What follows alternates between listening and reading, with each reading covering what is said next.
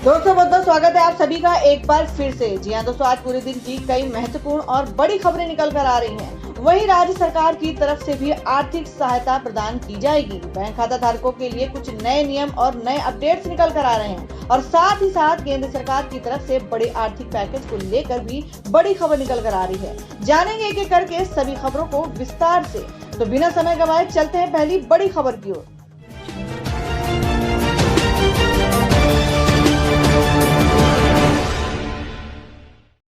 तो दोस्तों, आज की जो पहली बड़ी खबर निकल कर आ रही है, आपको बता दें मोदी सरकार के खिलाफ कांग्रेस 28 मई को देश भर में चलाएगी ऑनलाइन कैंपेन, करेगी ये मांग। जी आपको बता दें कि कोरोना महामारी और लॉकडाउन के चलते लोगों को हो रही खासी परेशानी को लेकर कांग्रेस मोदी सरकार पर लगातार हमले कर रही है। इसी कड़ी में कांग्रेस पार्टी 28 मई को एक बड़ा ऑनलाइन अभियान चलाने जा रही है। इस अभियान में कांग्रेस सरकार से गरीबों के खाते में 10,000 रुपए की मदद डालने की मांग करेगी। इससे पहले पिछले सप्ताह कांग्रेस अध्यक्ष सोनिया गांधी ने विपक्षी दलों की बैठक करके केंद्र सरकार पर हमला बोला था। सोमवार को कांग्रेस पार्टी ने कहा, हम 28 मई को राज्य में ऑनलाइन अभियान चलाएंगे और कोरोना संकट से जुड़े मुद्दों को उठाएंगे। इसके साथ ही हम केंद्र सरकार से आयकर दायरे से बाहर के सभी परिवारों को 10,000 रुपए का प्रत्यक्ष नगद हस्तांतरण तुरंत करने की मांग करेंगे। अब अगली खबर बता दें, सीएम योगी ने कहा कि दूसरे राज्यों को मैन पावर चाहिए तो पहले मुझसे लेनी होगी परमिशन। जी आपको बता दें कि उत्तर प्रदेश से श्रमिकों और कामगारों को अब कोई भी राज्य बिना इजाजत नहीं ले जा पाएगा।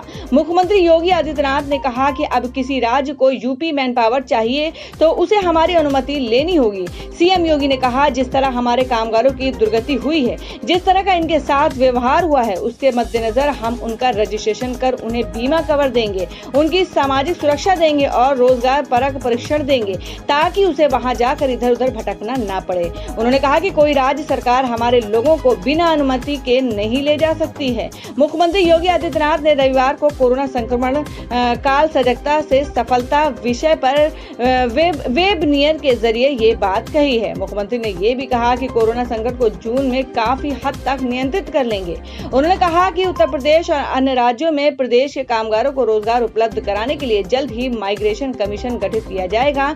इसके तहत उत्तर प्रदेश के सभी कामगारों एवं श्रमिकों को रोजगार मुहैया कराने के साथ साथ सामाजिक सुरक्षा की भी गारंटी दी जाएगी। सीएम ने कहा कि हमारे श्रमिकों कामगारों में संक्रमण से जूझने की क्षमता है, वे मेहनत कर पसीना बहाता है, इसलिए संक्रमित होने पर 6 से 7 दिन में कोरोना नेगेटिव में आता है। सामान्य लोग 14 से 20 दिन में ठीक होते हैं। जो लोग श्रमिकों के हित में तमाम नारेबाजी करते हैं, उन्होंने इनकी चिंता की होती तो पलायन को रोका जा सकता था। जो लोग इसके लिए जिम्मेदार हैं वे भोगेंगे। सीएम योगी ने बताया कि अब तक के 22 लाख श्रमिक यूपी आ चुके हैं।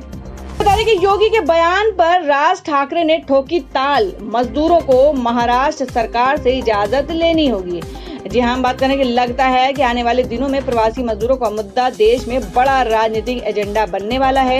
यही वजह है कि जब कल यूपी के मुख्यमंत्री ने ये कहा कि अब जो राज्य मजदूरों को काम के लिए ले जाना चाहेंगे उन्हें यूपी सरकार की इजाजत लेनी होगी, तो इसमें राजनीतिक रूप से हाशिए पर चल रहे एमएनएस चीफ राज ठाकरे भी कूद पड़े हैं। उन्होंने योगी के बयान को एक नए राजनीतिक हथियार के तौर पर अपनाने की कोशिश की है। उन्होंने कहा कि आगे से जो मजदूर महाराष्ट्र में काम करना चाहेंगे उन्हें ही राज्य सरकार की अनुमति लेनी होगी। योगी आदित्यनाथ के बयान पर राज ठाकरे ने ताल ठोक दी है। महाराष्ट्र नवनिर्माण सेना के प्रमुख राज ठाकरे ने उत्तर प्रदेश के मुख्यमंत्री योगी आदित्यनाथ के मजदूरों वाले बयान पर जोरदार पलटवार किया है। योगी को जवाब देते हुए राज ठाकरे ने कहा कि जो मजदूर महाराष्ट्र में काम करने की इच्छा करेंगे उन्हें महाराष्ट्र सरकार से इजाजत लेनी पड़ेगी। उनका ये जवाब योगी आदित्यनाथ के रविवार को दिए उस बयान के बाद आया जिसमें उन्होंने कहा था कि जो राज्य उत्तर प्रदेश से प्रवासी मजदूरों को काम पर वापस बुलाना चाहेंगे उन्हें उनकी सरकार से अनुमति लेनी होगी। इस पर राज ठाकरे ने अपने बयान में कहा कि महाराष्ट्र सरकार को इन बातों को गंभीरता से लेनी चाहिए।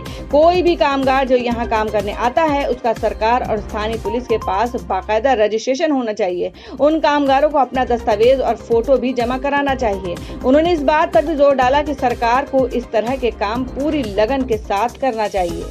और अब अगली खबर बता दें कि बीजेपी सांसद प्रवेश वर्मा ने राहुल, प्रियंका, सोनिया को बताया वायरस, कहा सबको भेजो क्वारंटाइन सेंटर। जी आपको बता दें कि अपने विवादित बयानों को लेकर हमेशा सुर्खियों में रहने वाले वेस्ट दिल्ली के बीजेपी सांसद प्रवेश वर्मा के बोल फिर से बिगड़ गए हैं। उन्होंने पूर्व कांग्रेस अध्यक्ष राहुल गांधी की तुलना कोरोना वायरस से करके एक नए विवाद को जन्म दे दिया है। उनकी जुबान यही नहीं रुकी, उन्होंने लॉकडाउन पर कांग्रेस की ओर से बयानबाजी को गलत ठहराते हुए कांग्रेस की अंतरिम अध्यक्ष सोनिया गांधी, कांग्रेस महासचिव प्रियंका गांधी और राहुल गांधी को क्वारंटाइन सेंटर में भेजने की बात कह डाली है। आपको बता दें, लॉकडाउन की सफलता पर कांग्रेस के नेताओं द्वारा सवाल उठाए जाने के संबंध में प्रवेश वर्मा ने कहा कि इन लोगों को तो क्वारंटाइन सेंटर भेज देना चाहिए, क्योंकि ये वो लोग हैं जिनको लॉकडाउन का असर नहीं दिख रहा है। जबकि मोदी सरकार द्वारा उठाए गए कदमों की आज पूरी दुनिया में तारीफ हो रही है। इन सब का बयान देश को शर्मसार करने वाला है, इन सब को शर्म आनी चाहिए। प्रवेश वर्मा ने कहा कि पता नहीं इन लोगों को कुछ नजर क्यों नहीं आता है। अगर सच में राहुल गांधी के पास कोरोना की रोकथाम के लिए और कोई बेहतर आइडिया है तो वे सरकार को सुझाव दें, सरकार उस पर विचार करेगी। गौरतलब है कि ये कोई पहली बार नहीं है जब प्रवेश वर्मा ने इस तरह की बयानबाजी की है। इससे पहले भी दिल्ली चुनाव के दौरान प्रवेश वर्मा ने कई विवादित बयान दिए थे, जिसके बाद चुनाव आयोग ने उन्हें नोटिस भी भेजा था। दरअसल प्रवेश वर्मा ने मस्जिद में नमाज पढ़े जाने को लेकर एक पुराना वीडियो अपने ट्विटर हैंडल पर शेयर करते हुए दिल्ली के मुख्यमंत्री अरविंद केजरीवाल पर निशाना साधा था। वीडियो में कुछ लोग मस्जिद में नमाज पढ़ते हुए नजर आ रहे थे। वीडियो जारी करते हुए प्रवेश वर्मा ने इसके कैप्शन में लिखा था कि कोरोना वायरस जैसी महामारी के दौरान क्या कोई भी धर्म ये सब करने की इजाजत देता है? लॉकडाउन और सोशल डिस्टेंसिंग के नियमों की पूरी तरह धज्जियां उड़ाई जा रही हैं। जिन मौलवियों की सैलरी अरविंद केजरीवाल ने बढ़ाई है, अगर उनकी सैलरी काटी जाती तो ऐसी हरकतें अपने आप रुक जाएंगी, या फिर आपने दिल्ली को पूरी तरह तबाह करने की शपथ ली है। हालांकि बाद में दिल्ली के डीसीपी ने जवाब देते हुए लिखा था कि ये वीडियो पूरी तरह से झूठा है, अफवाह फैलाने के इरादे से एक पुराने वीडियो का इस्तेमाल किया जा रहा है। कृपया कुछ भी पोस्ट करने या अफवाह फैलाने से पहले सच्चाई जांच ले। तो दोस्तों, खबरों में आगे बढ़ने से पहले जान लेते हैं आज के माइंड क्विज के सवाल को। आज का सवाल है, आपको बताना है भारत के वित्त मंत्री का क्या नाम है। इसका जवाब आपको वीडियो के नीचे कमेंट बॉक्स में देना है और सही जवाब देने वाले को रैंडमली सिलेक्ट किया जाएगा और वो जीत सकते हैं बम्पर पुरस्कार। बढ़ते अगली बड़ी खबर की ओर। और अब अगली बड़ी खबर बता दें कि महाराष्ट्र में कोरोना संक्रमितों की संख्या 50,000 के पार। मदद के लिए केरल भेजेगा मेडिकल टीम। जी हाँ, बात करें कि महाराष्ट्र में लगातार हर रोज कोरोना वायरस से संक्रमित लोगों की संख्या में इजाफा हो रहा है। ऐसे में महाराष्ट्र सरकार ने केरल सरकार से 50 स्पेशलिस्ट डॉक्टर्स, 100 नर्स भेजने की अपील की है, जो प्रदेश में कोरोना संक्रमित लोगों का इलाज कर सके। रविवार को बीएमसी ने केरल सरकार को एक पत्र लिखा और मांग की थी कि अस्थायी रूप से मेडिकल टीम को महालक्ष्मी कोविड जंबो फैसिलिटी के लिए मुहैया कराए। लेकिन बाद में बीएमसी ने कहा कि ये महज एक औपचारिकता थी, क्योंकि केरल सरकार ने पहले ही मदद का हाथ आगे बढ़ाया था और हमें मेडिकल टीम को भेजने का प्रस्ताव भेजा था। साथ ही बीएमसी की ओर से कहा गया है कि प्रदेश में पर्याप्त मेडिकल स्टाफ है, लेकिन केरल ने मदद का हाथ बढ़ाया था तो हमने इसे स्वीकार कर लिया है। बता दें कि महाराष्ट्र में रविवार को कोरोना से 58 लोगों की जान चली गई, जबकि कुल संक्रमित लोगों की संख्या बढ़कर 50,231 तक पहुंच गई है। इसमें से 33,988 मामले अभी भी एक्टिव हैं।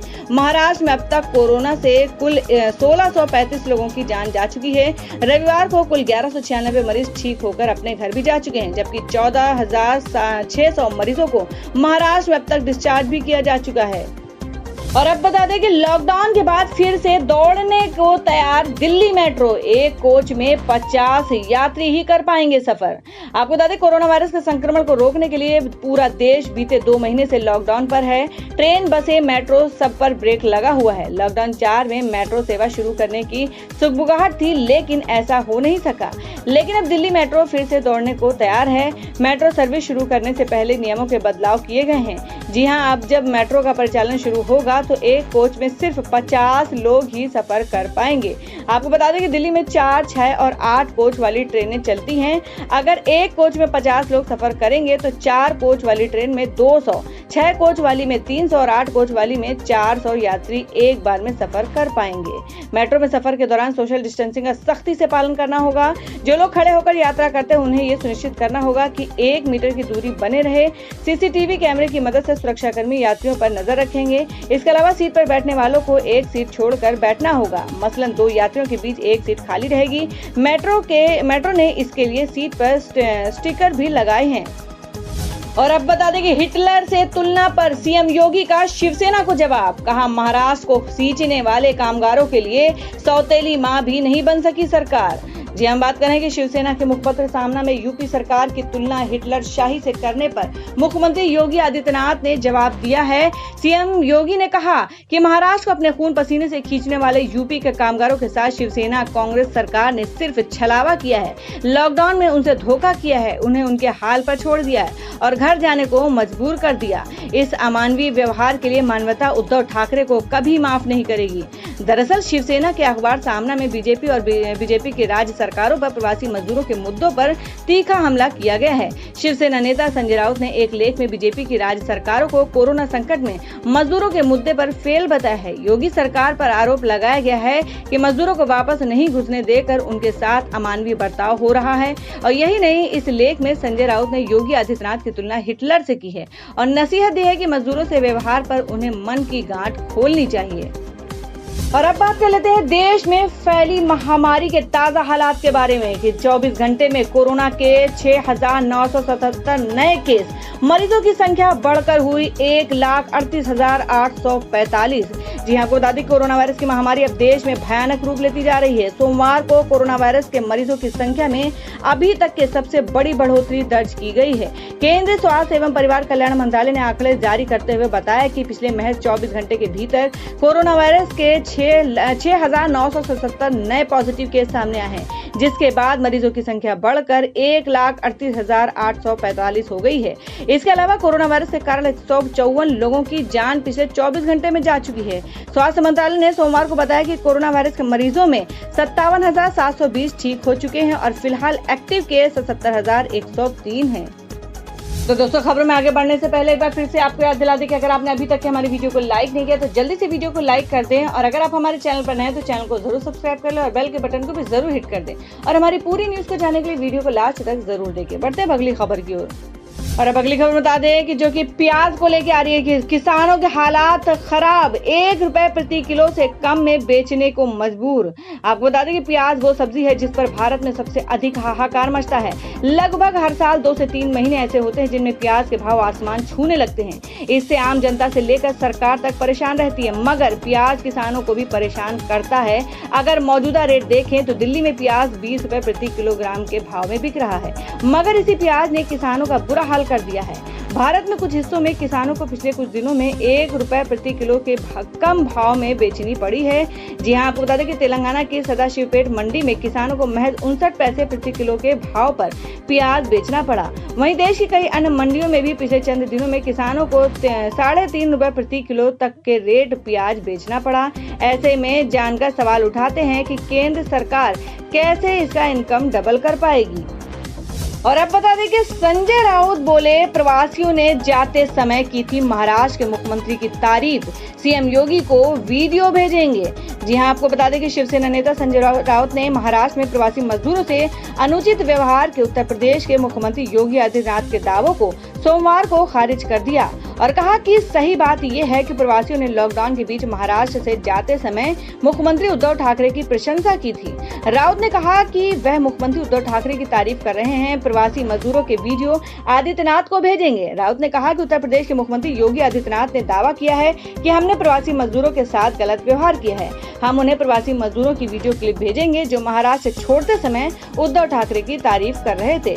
शिवसेना नेता ने कहा कि आदित्यनाथ को इस तरह के दावे नहीं करने चाहिए थे। अब उन्हें अपना अधिकांश समय घर लौटे प्रवासी मजदूरों को भेजने, भोजन पानी उपलब्ध कराने में लगाना चाहिए। राउत ने कहा कि यदि उत्तर प्रदेश के मुख्यमंत्री चाहते हैं कि राज्यों को उनके प्रदेश के लोगों को रोजगार देने के लिए उनकी अनुमति लेनी चाहिए, तो उन्हें ये नहीं भूलना चाहिए कि प्रवासी मजदूर काम की तलाश में महाराष्ट्र आए थे। उन्होंने कहा, हमने उन्हें स्वीकार किया और उन्हें यहाँ काम करने दिया। हमने इन लोगों का ध्यान पिछले 1-1.5 महीने में ही नहीं रखा, बल्कि वे वर्षों से यहाँ काम करते रहे हैं। हम सब सौहार्द के साथ मिलकर रह रहे थे। योगी आदित्यनाथ ने रविवार को कहा था कि लॉकडाउन में कई राज्यों ने प्रवासी मजदूरों की उचित देखरेख नहीं की और यदि कोई राज्य उत्तर प्रदेश के प्रवासी मजदूरों की वापसी चाहता है तो उसे उनकी सरकार से मंजूरी लेनी होगी। और बता दें कि प्रवासी मजदूरों से बोले सीएम नीतीश कुमार कि बिहार में बहुत काम है, यहीं रहिए, यहाँ कोई भूख से नहीं मरता है। जी आपको बता दें कि बिहार के मुख्यमंत्री नीतीश कुमार नाराज हैं। उनकी नाराजगी देश की उन तमाम निजी कंपनियों से है जहां बिहार के श्रमिक काम करते थे और उन्हें कोरोना संकट के समय कंपनियों ने बेसहारा छोड़ दिया। मुख्यमंत्री ने ये नाराजगी तब जाहिर की जब क्वारंटाइन सेंटर में रहने वाले बिहारी श्रमिकों से बात कर रहे थे। उसी दौरान मजदूरों के दर्द को सुन नीतीश कुमार भावुक हो गए और उन्हें आश्वासन दिया गया कि बिहार में उनके रोजगार और हितों का पूरा ख्याल रखा जाएगा। मुख्यमंत्री ने वैसी निजी कंपनियों पर नाराजगी जाहिर की जहां ये मजदूर काम करते थे। सीएम ने कहा, बिहार के बाहर की निजी कंपनियों ने वहां कार्य करने वाले बिहार के प्रवासी श्रमिकों का ख्याल नहीं रखा, जबकि ये उनका दायित्व था। और अब जान लेते हैं देश भर में क्या है मौसम का हाल। जी आपको बताते हैं कि 2 दिनों में गर्मी ने तोड़े सारे रिकॉर्ड। अब बारिश को लेकर मौसम विभाग ने दी है खुशखबरी।